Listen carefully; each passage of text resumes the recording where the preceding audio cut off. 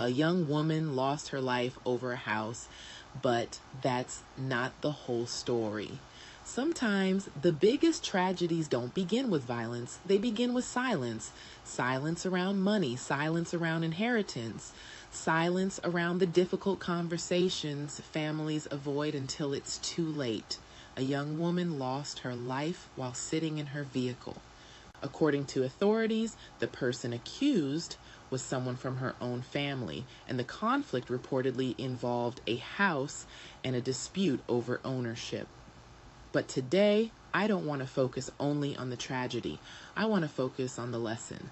Because when a family is torn apart over property, we have to ask ourselves a deeper question. Are we preparing our families for the responsibilities that come with what we own?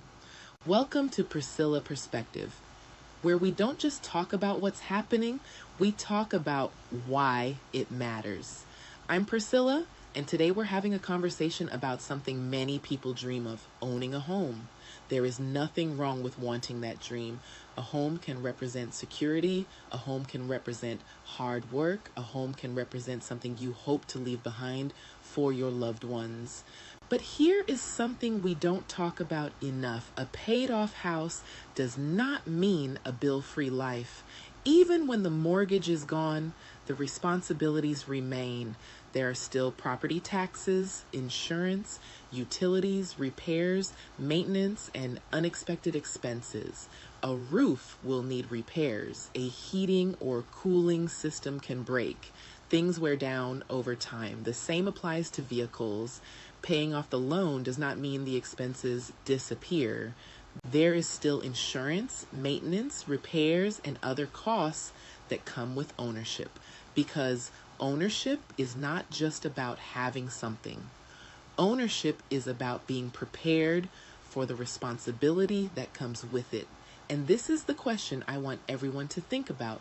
Can we truly afford to keep the things we are fighting over? Sometimes families fight over money, property, and possessions without looking at the bigger picture. A house can be a blessing, but if the people who inherit it cannot afford the responsibilities that come with it, that blessing can become a burden. Before money or property destroys relationships, we have to ask, is this worth losing my family over? Is this worth losing my peace over?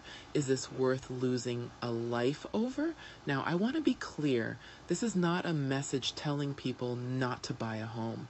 The message is simple. Do your research, ask questions, understand the commitment, plan for the future.